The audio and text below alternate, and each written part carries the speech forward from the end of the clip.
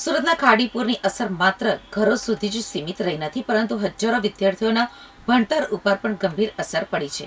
1 લાખથી વધુ પુસ્તકો પાણીમાં પલળી જતા હવે રાજ્ય સરકારની મદદથી નવા પુસ્તકો, યુનિફોર્મ અને જરૂરી કીટ આપવામાં આવશે. સુરતમાં આવેલા ખાડીપુરે હજારો પરિવારો સાથે વિદ્યાર્થીઓના શિક્ષણને પણ ભારે ફટકો પહોંચાડ્યો છે. નગર પ્રાથમિક શિક્ષણ સમિતિના ચેરમેન રાજેન્દ્ર કાપડિયાએ માહિતી આપતા જણાવ્યું કે પૂરગ્રસ્ત વિસ્તારોમાં અંદાજે 7,000 થી 8,000 વિદ્યાર્થીઓના 1,01,200 જેટલા પુસ્તકો પાણીમાં પલળી ગયા છે.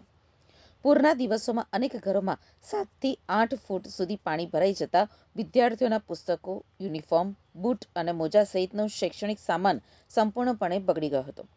પાણી ઉતર્યા બાદ સમિતિના અધિકારીઓએ અસરગ્રસ્ત વિસ્તારોની મુલાકાત લીધી હતી. તે દરમિયાન વાલીઓ પલળેલા પુસ્તકોને તડકામાં સૂકવવાનો પ્રયાસ કરતા જોવા મળ્યા હતા. ત્યારબાદ રાજ્ય સરકારે નુકસાનનો ડેટા મંગાવતા નગર પ્રાથમિક શિક્ષણ સમિતિએ 1 ઓગસ્ટના રોજ 1,01,200 નવા પુસ્તકો ઉપલબ્ધ કરાવવા માટે રાજ્ય સરકારને સત્તાવાર પત્ર લખ્યો છે.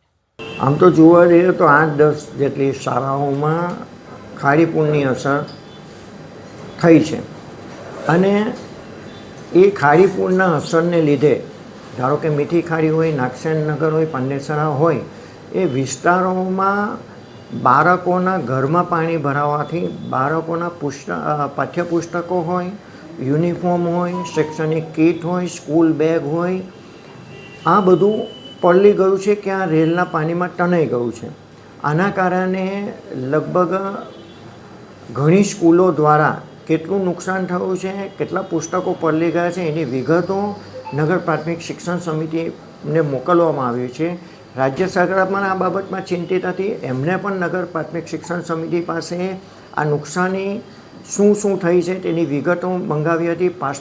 પાઠ્યપુસ્તકો કેટલા જોઈએ છે એની વિગતો મંગાવી હતી અને નગર પ્રાથમિક શિક્ષણ સમિતિ દ્વારા તારીખ 1/7ના રોજ લગભગ 1,12,000 જેટલા પુસ્તકો જે અમુક ખાડી કિનારે સ્કૂલો હોવાથી પલળી ગયા છે, નુકસાન પામ્યા છે અને બીજા ઘટના પુસ્તકો રાજ્ય સરકારમાંથી માંગવામાં આવ્યા છે અને ટૂંક જ સમયમાં આ પુસ્તકો આવી જશે અને એનું વિતરણ કરીને અમે બાળકોની જે શિક્ષણની આ ખોટ પડી છે એને પૂરવાની કોશિશ કરીશું.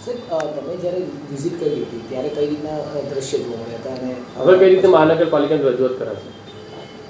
હું જ્યારે સ્કૂલોની મુલાકાત લેવા ગયો હતો ત્યારે સ્કૂલોની ઓફિસમાં મૂકેલા કોમ્પ્યુટર હોય કે સ્કૂલોમાં જે શિક્ષકોની પોથી હોય કે અન્ય પુસ્તકો હોય, નોટબુકો એ પલળી ગયા હતા અને આચાર્યો દ્વારા એ બધું સૂકવવાની પ્રક્રિયા કરવામાં આવી હતી. કોમ્પ્યુટર બગડેલા હોય તે પણ એ લોકોએ રિપેર કરાવી લીધા હતા અને હવે કઈ રીતે એ બધા કાગળનો એટલે જે પુસ્તકો પલળી ગયા છે એ કઈ રીતે મેળવી શકાય એની ચિંતા કરતા હતા અને 6-7 ફૂટ પાણી ભરાયા હતા એટલે બેન્ચીસ હોય કે શાળા હોય એની અંદર કાદવ કીચડ થઈ ગયો હતો. પરંતુ આચાર્યો અને શિક્ષકો દ્વારા સફાઈ કરીને રેગ્યુલર બાળકો કઈ રીતે શાળામાં આવે એની ચિંતા કરવામાં આવી.